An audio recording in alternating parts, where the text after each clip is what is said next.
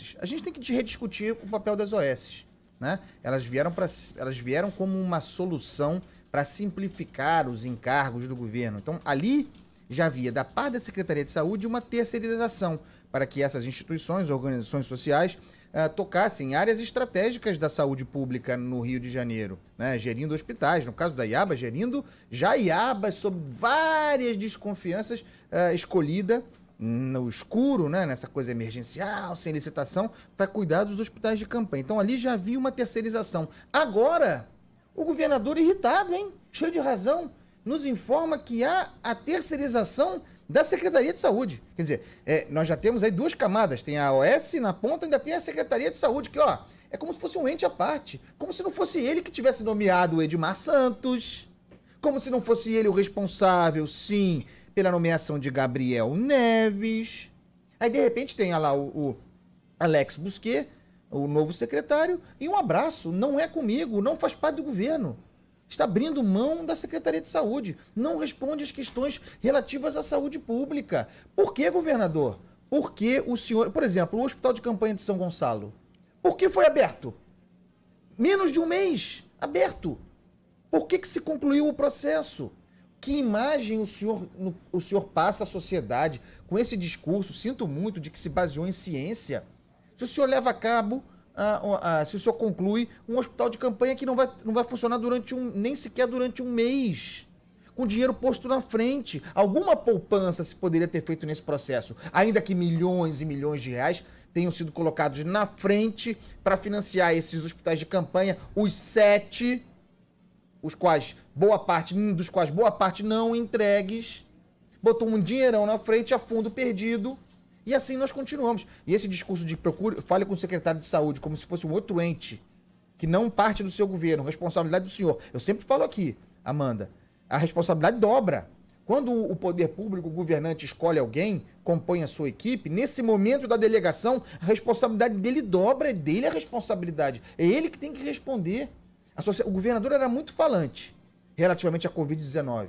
Transparente toda a vida. Foi a público dizer que estava doente, que estava infectado pelo vírus, se antecipou, falava sobre tudo. De repente, esqueceu, não é mais com ele. É como se fosse o quê? Ele é o ombudsman do próprio governo? Ombudsman, para quem não sabe, é um termo jornalístico que é aquele profissional de um veículo que faz a crítica do próprio jornal, da própria atividade jornalística. É isso, governador? Esse papel da crítica é do Rodolfo Schneider, não é do senhor, não. Que é isso? Não, Deus me livre. Agora, o que é curioso, como disse o Andreasa, é que enquanto os anúncios eram de preparem-se, o coronavírus está vindo, nós estamos aqui nos preparando, entregaremos hospitais de campanha até o dia 30 de abril. Essa foi a promessa. Uhum. Todos os hospitais de campanha seriam entregues até o dia 30 de abril. Compraremos respiradores, vamos cuidar da população do Rio. Inclusive depois também, o discurso foi sempre o discurso do governador. Agora não é mais. Detalhe, este governo do Rio de Janeiro foi... além das apurações de desvio, de corrupção, de safadeza, foi incompetente em entregar quando os cariocas e fluminenses precisavam dos leitos de hospital de campanha. Aliás, a prefeitura também, tá certo? A prefeitura do Rio também entregou do Rio Centro muito atrasado. E não adianta dizer que é por causa de respirador, porque todos os especialistas disseram que os leitos de enfermaria atenderiam mais de 80% dos casos só para colocar o oxigênio, por exemplo, para 8 a cada 10 pessoas que fossem internadas. 2 precisariam de respiradores. Nem os de enfermaria eles entregaram a tempo, em contratos fraudulentos com desvio de dinheiro em meio à pandemia.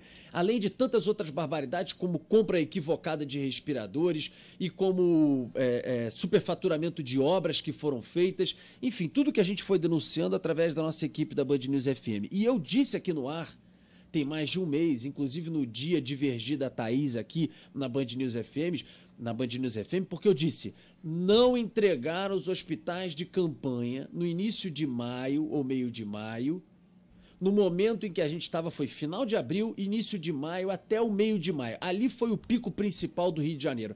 Ali foi no Rio de Janeiro e em São Paulo. Hoje a doença no Rio de Janeiro e São Paulo, os casos vêm caindo nas últimas semanas e a doença entrou mais para o interior. Inclusive o interior de São Paulo tem mandado pacientes para a capital, que também desativou um hospital de campanha.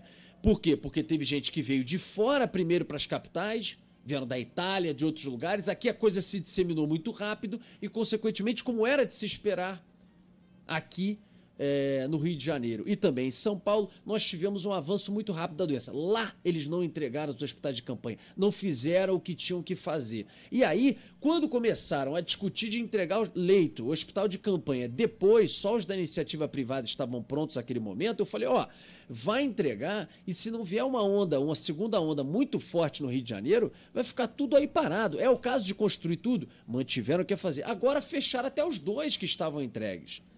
E qual é a alegação? Óbvio que é a alegação deles, porque como a segunda onda não se sabia se viria, se não viria, se ainda pode vir, em que tamanho, etc. Mas parece que se vier ainda uma segunda onda, não virá em um estado assim muito preocupante em termos de leitos, porque temos leitos sobrando e também porque já tem mais de um mês da flexibilização, talvez para uma imunização grande da população, ou de uma parte um pouco mais com cuidado, usando máscaras, álcool em gel, o que for, a gente não tem ainda uma situação nem perto de estrangular de novo o sistema público de saúde. Veja a capa do Globo hoje, internações por Covid desabam na rede privada do Rio. Hospitais do Rio estão observando uma redução drástica nas internações de pacientes com Covid. No fim de semana, o Samaritano de Botafogo ficou sem nenhum paciente com a doença. Em hospitais da Rede Dora e no Procardíaco, o número não chega a 10% do auge da pandemia. Eu soube esse final de semana que lá na Barra da Tijuca, um hospital grande privado tinha 10 pessoas internadas, quando chegou a ter centenas até em algum momento. Dezenas e dezenas e dezenas, até mais de realmente centenas também. Então a situação mudou. E agora, o que eles não entregaram quando lá atrás se precisava, porque a gente dizia aqui no ar com o Brigues, que 800, 700, chegamos a ter 900 pessoas em fila aguardando leito, hoje não tem mais, hoje tem sobra de leito, eles não tinham entregue o que eles prometeram. Aí agora, não é mais comigo não, é tua responsabilidade, Agatha. Como é que pode você não ter entregue esses hospitais de campanha, Agatha? Um absurdo. Rodolfo, tem uma outra questão aí também, que é o seguinte, eu não entendi, talvez a Amanda tenha essa informação, no que consiste exatamente o encerramento das atividades de um hospital de campanha. Significa que os pacientes foram removidos, aliás, contrariando uma decisão judicial, com a desculpa da formalidade de não ter sido notificado, também é uma história a ser apurada, isso aí. Mas os pacientes foram transferidos, a unidade é fechada, mas ela se mantém de pé, a estrutura continua construída, só não funcionando ou não? É um fechamento que significará o desmonte das estruturas e a retirada dos equipamentos. E uma vez sendo assim, para onde vão os equipamentos? Porque essas unidades estão equipadas, têm respiradores, ou esses respiradores ficarão ali esperando eventualmente uma necessidade daquela estrutura? Irão para outro lugar? Que lugar é esse? Que estruturas receberão esses equipamentos? Isso é uma questão importante. Nós temos essa informação? Sim, Andreasa. Segundo o governo do estado, isso significa que os pacientes foram retirados de lá, mas toda a estrutura vai continuar e o hospital pode voltar a receber pacientes a qualquer momento, caso tenha essa necessidade. Portanto, os equipamentos, enfim. Os respiradores que estão lá, ficam lá. Exatamente. E os profissionais foram realocados em outras unidades. Porque é o seguinte, o motivo desse fim, né, desse encerramento, desse fechamento abrupto, tem pouco a ver com a saúde. Tem a ver com a disputa judicial com a IABAS, com a organização social. Porque o contrato teria chegado ao fim, de fato chegou ao fim. E havia uma pendência, a partir de um decreto do governador Wilson Witzel, eu tenho quase certeza, é isso mesmo, um decreto do governador Wilson Witzel dizendo que a partir daquele momento, isso tem algumas semanas, a IABAS estava fora e que o governo do estado ia assumir a gestão dos hospitais de campanha. Só que, paralelamente, a IABAS contestava isso, contestava o decreto do presidente, reivindicando o cumprimento do contrato. Do governador, reivindicando o cumprimento do contrato por via das dúvidas, de modo a ter uma complicação judicial. Deve ter havido algum alerta do jurídico do governo do estado de que, talvez o decreto seja questionado, a gente perca na justiça, é melhor mesmo agora, de surpresa, sem nenhum planejamento, fechar mesmo os hospitais de campanha para não ter essa reivindicação judicial. Eu acho que passa por aí, e isso é gravíssimo, porque indica falta também, mais uma vez, falta de planejamento da parte do governo do estado. Andreasa, a gente está tentando fazer o que o o que o governador Wilson Witzel sugeriu, né, de fazer todos esses questionamentos e outros ao secretário de Saúde, Alex Busquet. A gente procurou a assessoria da Secretaria de Saúde. Eles informaram que o secretário não podia dar entrevista pra gente porque ele está montando uma coletiva de imprensa para essa semana. Certo. Só que isso já havia sido dito na semana passada, quando a gente tentou uma entrevista. Deixa eu dizer uma coisa aqui. Coletiva de imprensa. A mesma agilidade para entregar o hospital de campanha. Coletiva de imprensa. Essa é uma boa questão. Vamos aproveitar que a coletiva não aconteceu na semana passada, para educar, portanto, o governo do Estado do Rio, os governantes de modo geral, me perdoam a falsa modéstia, mas é a nossa atividade, para explicar o que é coletiva de imprensa. Coletiva de imprensa não é o poder público, o agente público, o governante, o secretário, subir no púlpito e falar durante 10 minutos o que quiser, sem abrir para pergunta. Isso é um pronunciamento, um discurso, um comunicado, um informe. Nós estaremos lá, porque é o nosso papel é acompanhar. Coletiva de imprensa significa que o sujeito chega ali, pode falar umas palavras, oi, boa tarde, como vão, dá uma linha geral e depois abre coletiva de imprensa para que a coletividade dos jornalistas ali presentes possa fazer perguntas. É isso que o secretário quer? Tudo bem. É isso que o secretário está se propondo? Amanda Martins, jornalista investigativa, poderá fazer perguntas ao secretário? Porque se puder, eu mesmo vou. A assessoria de imprensa usou o termo coletiva de imprensa. Então, vamos ver se a coletiva vai sair. A assessoria de imprensa sabe, né? Na única vez que ele veio a público, ele fez um pronunciamento dizendo também que seria uma coletiva de imprensa. O governador Wilson Witzel também. Ele faz pronunciamentos e acha que está dando entrevista coletiva porque tem 50 microfones ali na frente dele. Não. Nós estaremos lá porque nós queremos ouvir a palavra do governador. Mas aqui não é uma entrevista, não é uma coletiva de imprensa, é um pronunciamento. O Agatha, aliás, a Amanda também, a gente precisa fazer perguntas, porque o que está passando ao largo dessa discussão aqui da desistência dos hospitais de campanha e de mobilização do Maracanã, porque contrato do IAB, blá, blá, blá, essas coisas que eles ficam falando a todo momento, cada hora tem um empecilho. O que foi feito com os 800 milhões de reais que seriam colocados nos hospitais de campanha? Esse dinheiro foi entregue? Quanto foi entregue a IABAS? Porque a verdade é que o único hospital que chegou a funcionar do Estado foi do Maracanã. O de São Gonçalo, que foi entregue há um mês, como disse o Andreasa, nós mesmos denunciamos que não estava recebendo, porque estava faltando insumos, não estava recebendo paciente, quase que não funcionou, se funcionou com pouquíssimos leitos, então aquele ali quase que não operou. Agora, quanto foi entregue? Quanto foi pago? Porque aí a gente pode fazer conta em cima disso, comparando com o que foi investido na iniciativa privada em 2 hospitais, um no Recreio, outro no Leblon. Segundo a controladoria, Rodolfo, 240 milhões de reais foram pagos a IABAS e nada mais. 300% a mais do que o previsto para o combate à Covid-19. Agora, outra coisa. E os hospitais que já foram construídos? Porque vamos supor que vem uma outra onda, tá certo? E aí você precise reabrir o Maracanã, eventualmente o de São Gonçalo. Muito, mas muito difícil que você precise avançar, tamanha a imunidade da população do Rio, até a quantidade de leitos sobrando na rede que já existe. Difícil você voltar a ter um pico que necessite de mais do que 2 hospitais de campanha, além da rede que já existe, federal, municipal e estadual. Por mais que capengue, mas que existe.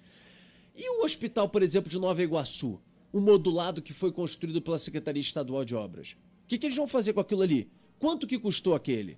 E o outro de Caxias, também, que estava construído como hospital de campanha, já tinha uma estrutura, se eu não estou errado. Nova Friburgo também. Claro que Nova tinha. Friburgo. Então a gente precisa ir atrás disso. Quanto que se colocou ali? O que vai se fazer? Vai desmobilizar aquela estrutura? Que proveito se dará aquilo ali? Gente, isso é uma loucura. Exatamente. Vai o quê? Vai virar uma unidade? Eu não sou nem contra.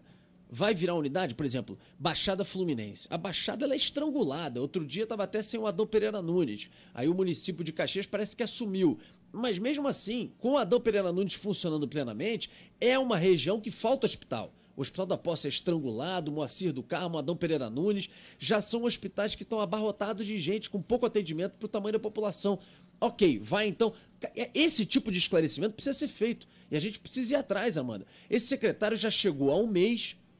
Não é possível que não tenha tempo de passar madrugadas virado para poder entender um sistema e botar a cara para explicar, como secretário estadual de educação, como nós já pedimos algumas entrevistas, que não seja Band News FM, seja o Papa, quem você quiser, seja a sua própria assessoria, ou então que dê uma entrevista coletiva, mas tem pontos que não dá para fugir. Tem que explicar cadê o dinheiro, o que será feito com os hospitais de campanha, se a onda não voltar, eles vão virar hospitais ou não, quanto vocês repassaram, quanto que vocês admitiram pela Fundação de Saúde que vocês fizeram uma intervenção, cadê aqueles do Galeão, os tais respiradores que não são respiradores, vocês vão liberar ou não vão liberar? Tem um monte de coisa que ficou no ar e que, me desculpe, como secretário, ele não pode se omitir a dar essas explicações, ele não tem esse direito com a população fluminense, não tem esse direito. Se não sabe, passa o dia aprendendo e vai falar. E ele tem o direito de ir embora também. Pô. Né? Que não descartemos essa possibilidade de pedir o boné. Porque me parece que se chegou a uma situação inadministrável na saúde do Rio de Janeiro. Como o anterior fez, né? Isso. Ficou um mês e saiu. Agora, o que não dá é para ficar escondido, como tá o secretário, dentro do gabinete, sem prestar esclarecimentos à população, com dinheiro milionário que falta para um monte de coisa, mas foi colocado na saúde a título de também muita roubalheira, e fica ali blindado, sem falar com ninguém, achando que não tem que prestar esclarecimentos que são básicos para a população do Rio de Janeiro.